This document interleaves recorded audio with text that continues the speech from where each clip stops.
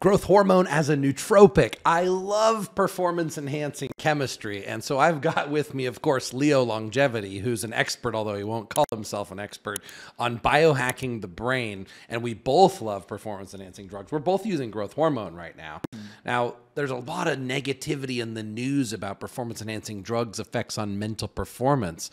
But growth hormone, you say, could potentially have some tremendous brain-building benefits that I might need to incorporate more growth hormone into my protocol if I want all these nootropic benefits we're going to talk about. Now, first, he gets mad at me all the time because I say nootropic for anything that enhances cognitive performance or is stimulating.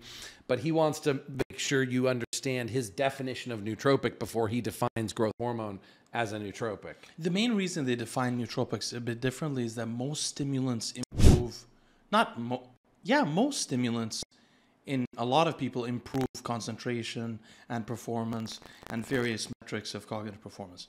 So nootropics are things that and also stimulatory stuff have effects on cardiac function and so on. So the interest was finding chemicals that improved cognitive performance without stimulating the person, their sympathetic nervous system. So this takes away like Adderall and things like that from being nootropics. Now, so I defined here what a nootropic is, but the only reason why is because growth hormone is classically an actual nootropic. And I'll show you why here. And by the way, this video is guided by a question that I got on the question and answer Tony and Leo post that I have on my Instagram. Even though it's a little bit of an old post, please post your questions there. I do look through them. And I think this one was a great one. So the person asked about, can taking growth hormone improve neurogenesis and plasticity of the brain?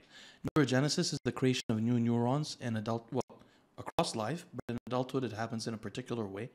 Why neurogenesis is important in adulthood is that it allows your brain, it and other things, allows your brain to be more flexible and adaptable, sort of like a child's brain. The reason you can't teach an old dog new tricks is because they don't have neurogenesis and plasticity in their brain. But also, in certain diseases like neurodegenerative disease, you slowly have attrition of cells in your brain. So you're actually losing brain matter over time.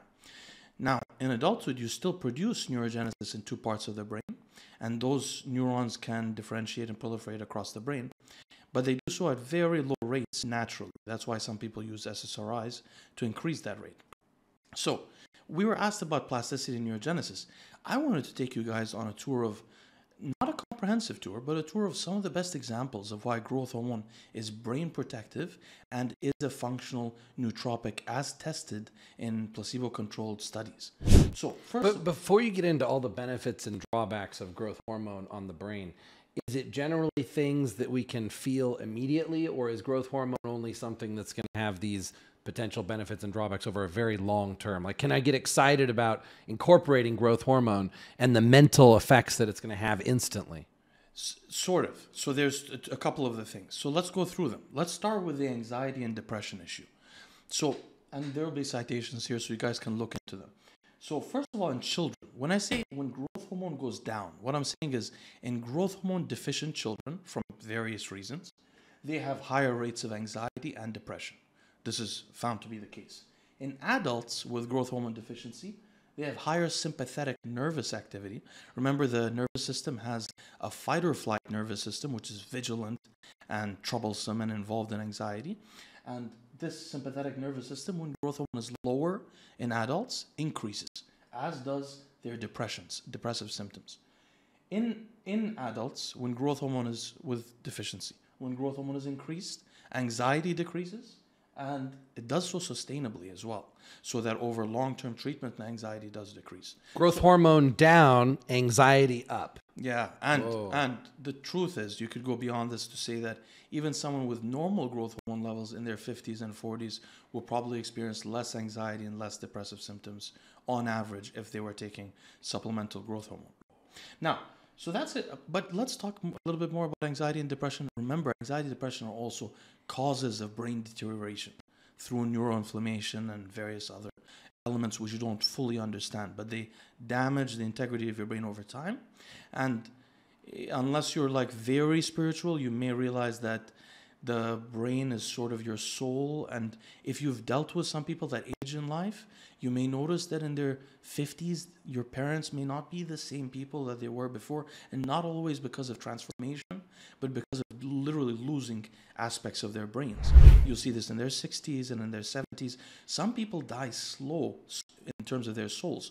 Other people have like sudden deaths where their souls seem to be intact because their brains are functioning well. So this is a serious concern also for long-term health, but also for happiness. Now about sleep.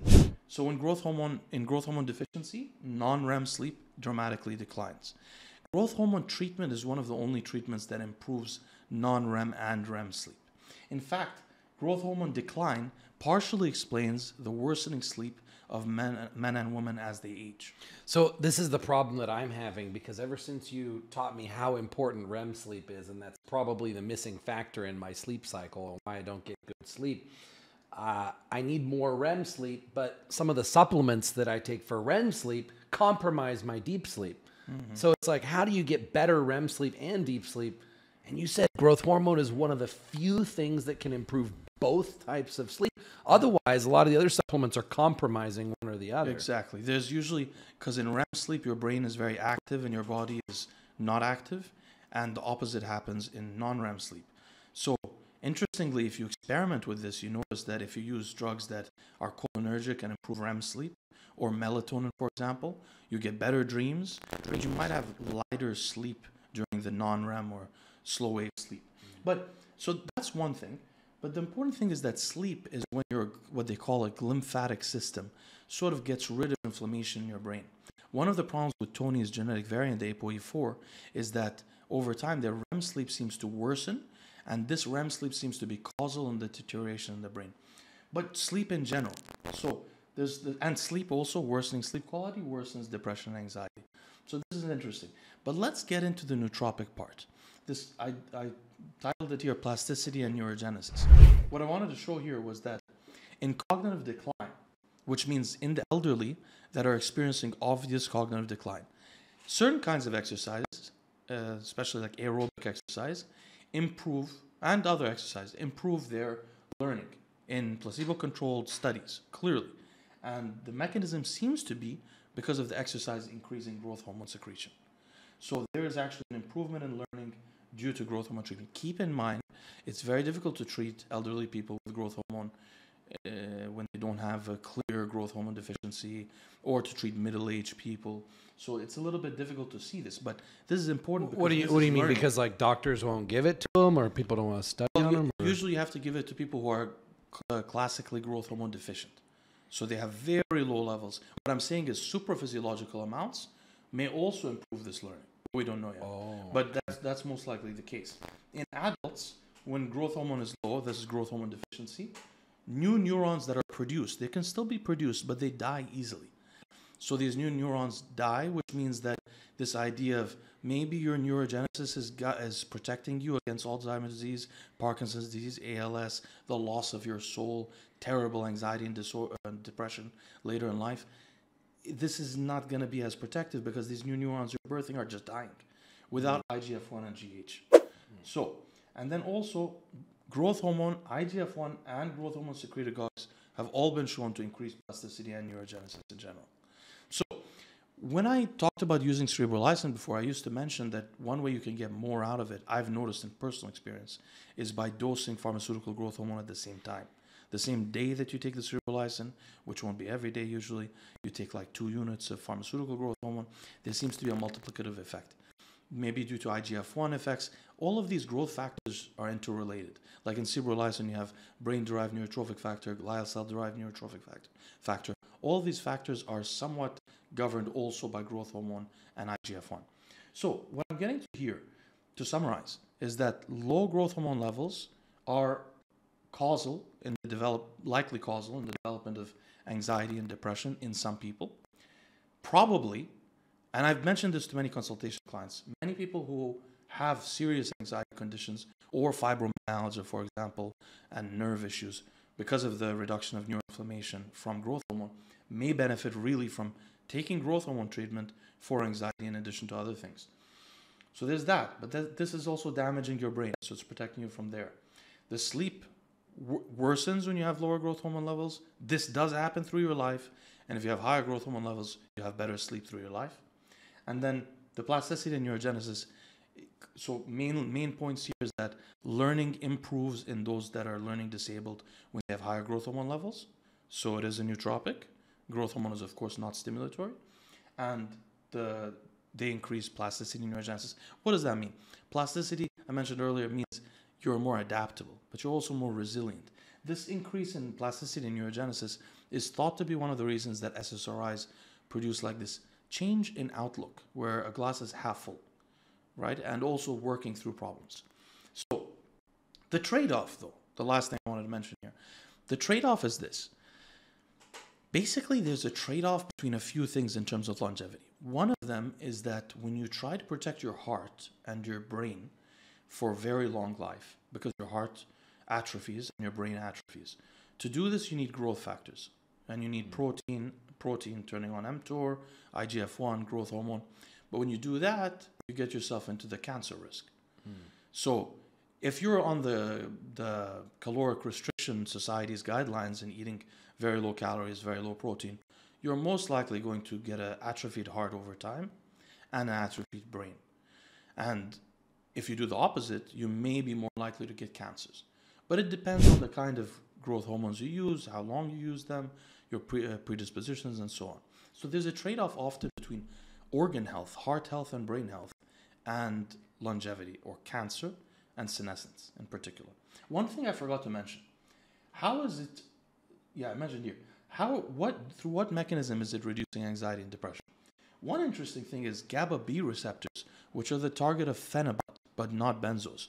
Their density and availability upregulates dramatically.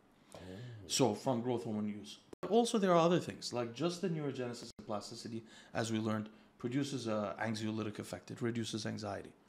So the truth is, although I mentioned growth hormone being dangerous, the context in which I mentioned really is people using growth hormone because they think it's life extending, or people using growth hormone at high doses thinking it may not be very deleterious to their heart health, and so on. Also, if you want to live to 100, like I hope to, which probably won't happen, but if I aim for that, I might get to 60, you know? So if I'm aiming for 100, I don't want to take growth hormone for long periods. Like I might take it for a short term for something, but I don't want, in that context, if I was suffering with crippling anxiety, I would seriously consider this. If I was not very obsessed with living to 100, and I was really trying to maximize my cognitive capacity, I would have some low amount of growth hormone going on. So this might be really helpful for you guys. Let's just do a quick analysis on what the optimal protocol for me, Dr. Tony Huge, in incorporating growth hormone as a nootropic for all of these benefits, especially for decreasing my anxiety and increasing my sleep quality. So for me, and I do care about my lifespan, I do want to live as long as possible, but see, I'm suffering from these side effects of low sleep quality and anxiety. If I lower those side effects, maybe the benefits of that will outweigh the small potential decrease in lifespan by adding more growth hormone. So for me, maybe using growth hormone before bed at night, because that's when I would get the best sleep quality, right? Like using growth hormone in the morning isn't going to necessarily improve sleep quality that night as much, right? I mean, well, maybe there's a combination of both. That's true. And for example, using growth hormone midday increases fat loss in clinical studies more than taking it at night, but doesn't improve sleep as much. Okay. That's true. That Amin's observations about that. So for me, then maybe the growth hormone at night, the benefits outweigh the risks. Oh, so if you were doing this for sleep, you would never take it during the day. I mean, you could. You'll just get sleepier also during the day. So normally your growth hormone pulse, about 70% of it happens during the early 3 hours of your night, during the deep sleep, the non-REM sleep, which is why it impacts it a bit more. But so, a couple of things. First of all, we don't know your BRCA genotype, which really affects a lot of cancer risks. Then there's a lot of other cancers that we can look into in particular, like not rare cancers, but your likelihood toward prostate cancer and other cancers. This is a little bit intense and takes a bit of time. I would look into that before I considered this, because my concern would be like, and also what else I'm doing that may be causing me to get cancers. Like if I'm tanning a lot and taking growth hormone, we know that the the what am I calling it? Melanoma. No, melanoma increases because there's a few skin cancers. Melanoma increases primarily of all cancers through IGF-1 synthesis. So, and if I have like a good IGF-1 or a good GH receptor, and I produce a lot of IGF-1, and I'm tanning all the time, so it's, and then the genetics. So there's a few things in mind. I don't know if in your case, I feel like there's a lot of other things in your circadian rhythm that could be perfected before you need to go this route. Like, for example, we haven't even tried the reset with the SR9009 and a very microdose of Circle simultaneously for like a couple of weeks, removing the nap. We talk about this privately sometimes. So. Wow, this is exciting. As you can see, there's going to be a lot of interesting experimentation coming up. And I have my genetic report. Leo is very experienced in analyzing genetic reports. So he can actually give me direct feedback on my genetic report, whether I should incorporate growth hormone, how much of a cancer risk I have from the growth hormone. Then you guys can all learn from that. It's like I'm personally being coached in person by Leo, and you guys are going to be able to. He doesn't want to take responsibility for it because no, it's not that. It's not that. It's not that. Going to die. I did it once for Tony for your brain. Oh yeah. It took me 20 hours, and because I don't have an algorithm, the cancer one takes like over a day. It's a lot of work. But if we create an algorithm, I already have what I do, we can do it much quicker. Wow. Which is what I was planning to do before. Exciting. In the meantime, I am going to start incorporating more growth hormone before I go to bed. Traditionally, I don't take that much growth hormone before bed because I'm too tired at night. I don't feel like doing an injection, but then I lay in bed and I can't sleep, and I'd much rather take an injection than lay in bed not being able to sleep at night. Yeah. So, all right, I'm going to I have the growth hormone pen in the mini fridge by my bed. I literally just have to take it out, click, stick, and done. So I have no excuse not to use my growth hormone now. Potentially. Yeah. Well, you have an excuse, but a day natty is a day wasted.